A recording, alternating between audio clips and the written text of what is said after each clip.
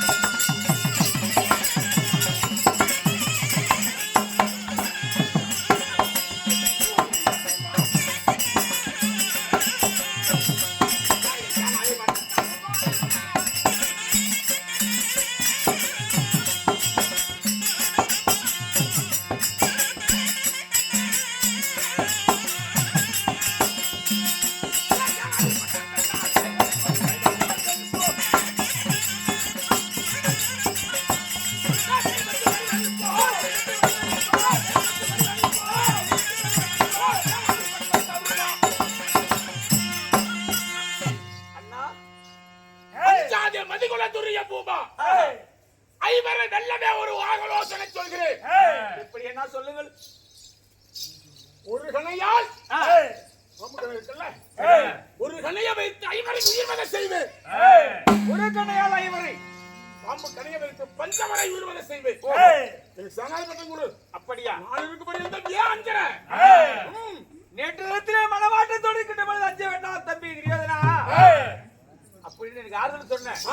அதனாலதான் இந்த மலை பருவத போல் நம்பி வந்திருக்கிறேன். சொல்றேன் நாளை நடக்கும் 17ஆம் நாள் சண்டை உனக்கு தான் நன்றி. ஜனதமன் கொடுக்க வேண்டுமா? 17ஆம் நாள் சண்டையில சமூகத்தில் வெற்றி என்று நினைத்துக்கொள். அறியப்பட்டு வருகிற சேனாதை பட்டம் கொடுத்தேன்.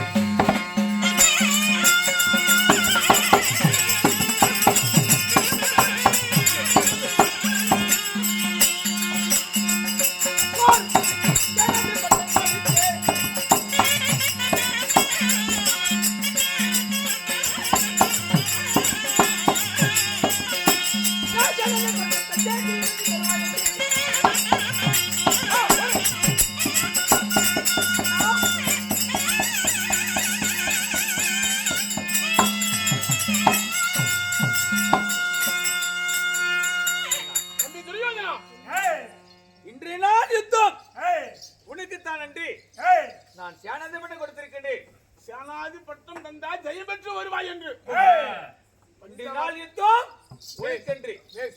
பயப்படாது. நீ அத்திபுரத்தில் இதோ பாட்டு கூடாரம் ஒரு நாள் ஆட்சி படத்தில் அமர்ந்திரு. வெற்றியோடு வருவான் என்று எதிர்பார்த்த காத்திரல் ஆனால் ஒன்று குச்சேத்திரத்தில் சென்று எதிரியோடு சமம் செல்கின்ற பொழுது எனக்கு சாரத்தியம் செலுத்த வேண்டும் அல்ல? சாரதிக்கு ஆளு வேணுமா? அந்த வேலியாகி அர்ஜுனனுக்கு யார் சாரதி? ஆயன் கண்ணன். உண்மை. அந்த கண்ணனுக்கு சரிசமமான சாரதி ஏற்பாடு செய்து கொடு. அப்படியா? அண்ணா அதற்கு ஏன் கவலைப்படுகிறாய்? நம்மளிடம் கண்ணனுக்கு நிகராக சாரதி செலுத்துவதற்காக மத்திய சாண்டு வரக்கூடிய ஜல்லி பூபதி இருக்கின்றார். நமது சல்லியா பூபதி. உண்மை. அவர் நான் தயார் செய்து நான் ரதம் செலுத்த அனுப்புகிறேன். மத்திய தேச சல்லிய பூபதியை இதோ என்னுடைய கற்பகரத்தை அலங்காரம் செய்ய சொல். நான் செய்து வேலை இருக்கிறது. பிறகு வருகிறேன். அப்படி ஆகிட்டு அனைத்து தயார்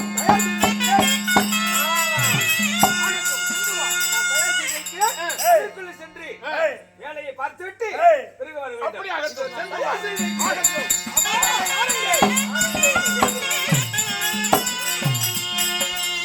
இப்பொழுது குச்சேத்திரம் போகிறோம்.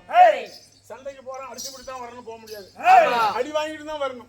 அடி வாங்கிட்டு தான் வர போறோம். மருத்துவ வச்சுக்கு போனா ஒண்ணு வரும், பம்பு வரும், எல்லாமே தான் வரும். சண்டைக்கு போனா மட்டையும் தான் உடையும். வாஸ்தவம்.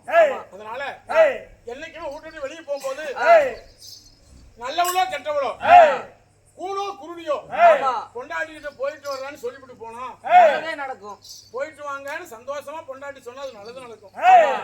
சரி போ. அது இன்னைக்கு வந்து 10 ஒண்ணு கூட அப்படி சொல்றது இல்ல.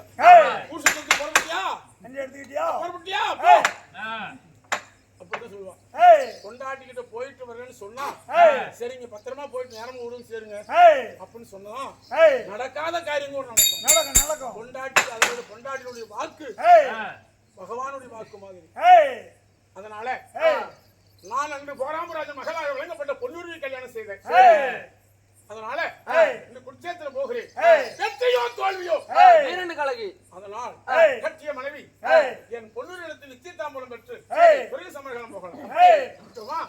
போராமதேசம் கட்டிய மனைவி போராமராஜன் மகளாக விளங்கப்பட்ட பொன்னூரியை பார்த்து நான் குச்சேத்திரம் போயிட்டு வரேன் நிச்சயதாம்பூலம் பெற்று அவளிடத்தில் ஒரு வார்த்தை சொல்லி நான் வாக்கு பெற்று போகலாம் என்று போராமதேசம் பொன்னூரி மாளிகை போக அது சமீபத்திலே போராமராஜன் குமார்த்தியாக விளங்கப்பட்ட பொன்னூரி சபைக்கு வருகிறார்கள்.